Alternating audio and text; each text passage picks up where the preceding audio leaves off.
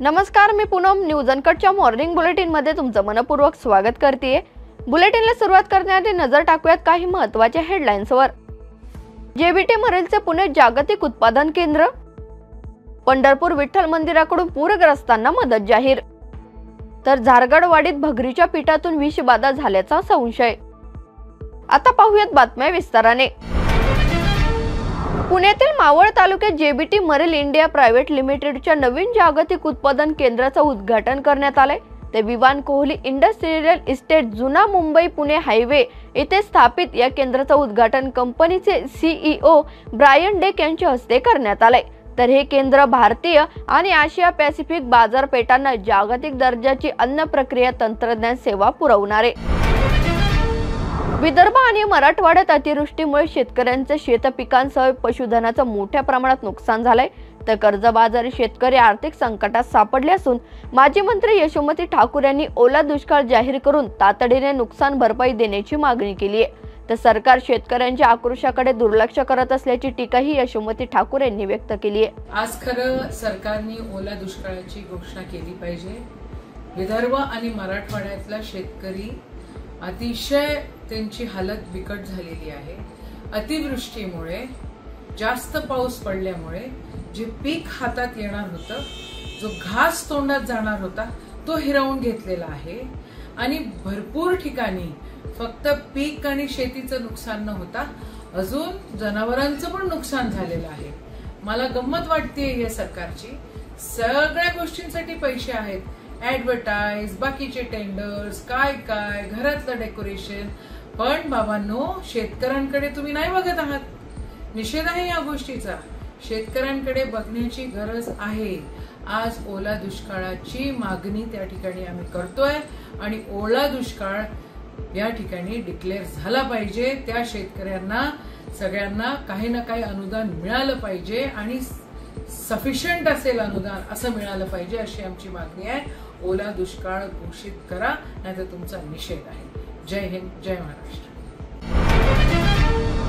बारामती तालुक्यातील झारगडवाडी येथे नवरात्र उत्सवाच्या पहिल्याच दिवशी भगरीच्या पिठाच्या भाकरी खाल्ल्याने 4 महिलांना विषबाधा झाली आहे। या महिलांना डोरलेवाडी प्राथमिक आरोग्य केंद्र आणि बारामती वैद्यकीय महाविद्यालयात उपचारासाठी दाखल करण्यात आले। तर पंचायत समितीच्या वैद्यकीय पथकाने 91 कुटुंबातील 435 नागरिकांची तपासणी केली असून संशयित किराणा दुकानातील भगरपीठ व अन्न औषध प्रशासनाने सील केलंय। तापोरी भाजलेली भगरीची भाकरी खाऊ नये असं आवाहन सहाय्यक आयुक्त BM ठाकूर यांनी केलंय।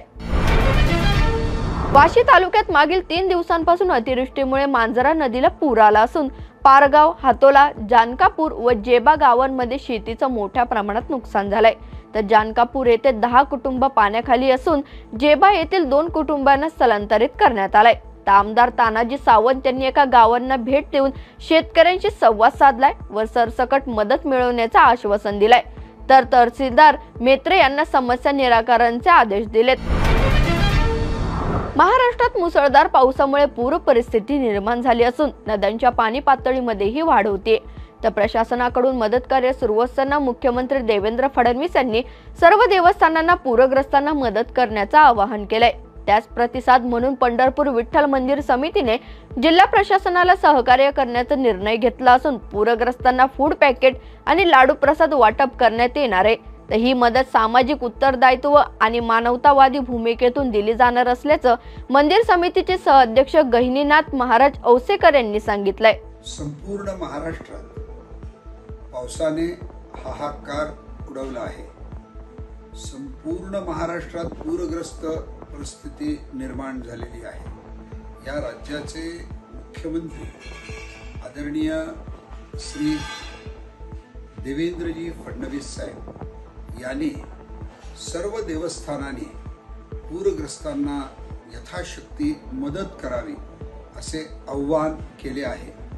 त्यालाच प्रतिसाद म्हणून आत्ताच मंदिरे समितीच्या सर्व सन्माननीय विश्वस्तांनी एकमुखी निर्णय घेतला की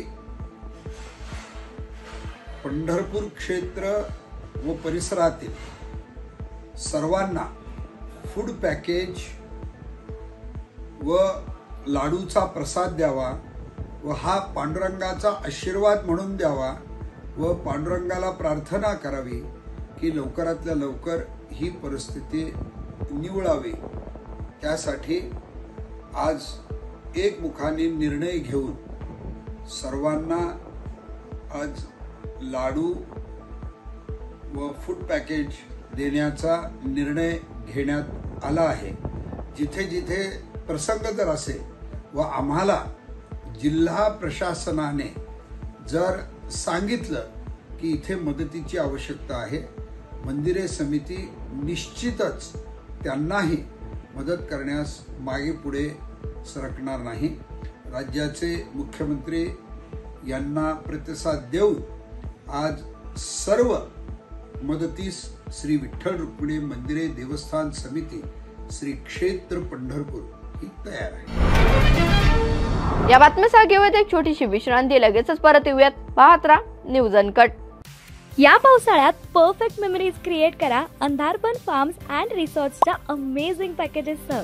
deluxe rooms, comfortable stay, tasty breakfast, high tea snacks आणि डिनर फक्त 1500 पर पर्सन। कपल्ससाठी खास deck rooms, perfect nature view सह रिलॅक्स करा फक्त 3300 मध्ये। ॲडव्हेंचर्स प्रेमींसाठी आहे स्टे आणि अंधारपन ट्रेक फक्त 1700 पर पर्सन। अधिक माहितीसाठी आजच संपर्क करा आणि इन्स्टा पेजला फॉलो करा। विश्रांतीनंतर तुमचं पुन्हा एकदा स्वागत करते। पाहूयात उर्वरित बातम्या। बीड जिल्ह्यात मुसळधार पावसाने नद्या नाले दुतडी भरून वाहत असून शेतकऱ्यांचं मोठ्या प्रमाणात नुकसान झालंय। तर खासदार बजरंग सोनवणे यांनी पूरग्रस्त भागांना भेट देऊन शेतकऱ्यांना धीर दिलाय। तर तात्काळ पंचनामे करून नुकसान भरपाई आणि मदत उपलब्ध करून देण्याचा प्रशासनालाही आदेश दिलेत। घाटनांद्रा भागात ढगफुटी पावसामुळे सोयगाव तालुक्यातील नायगाव शिवारातील अशोक प्रल्हाद पाटील यांच्या गट नंबर 79 शेतात पाझर तलावाच्या सांडव्याचे पाणी घुसलंय। यामुळे 4 एकर मोसंबी बागेचं मोठ्या प्रमाणात नुकसान झालंय। तर सांडव्याच्या जास्त प्रवाहामुळे ही घटना घडली असल्याचं शेतकरी अशोक पाटील यांनी सांगितलंय। हिमायतनगर हदगाव तालुक्यातील पैनगंगा नदीकाठावर राहणाऱ्या भूमिहीन शेतमजुरांनी नांदेड जिल्हाधिकारी कार्यालयावर मोर्चा काढलाय। तर त्यांनी खात्यात तात्काळ 25,000 रुपये जमा करण्याची मागणी केली असून सर्वे करून ओळखपत्र देण्याची विनंतीही केली आहे। तर बांधकाम, ऊसतोड, बिडी कामगार मंडळांसह भूमिहीन मजुरांना सुविधा देण्याच्या मागण्याही त्यांनी मांडल्यात। तर शेतमजुरांच्या हक्कासाठी हा मोर्चा काढण्यात आला होता।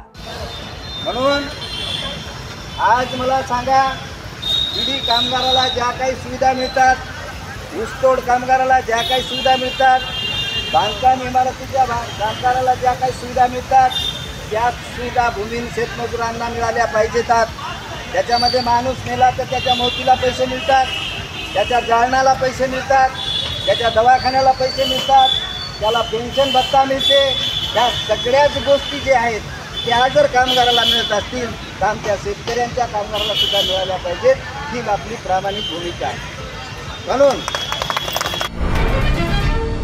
माढा तालुक्यातील सीना नदीला आलेल्या पुरामुळे दारफळ गावातील नागरिक पाण्याच्या वेढ्यात अडकलेत।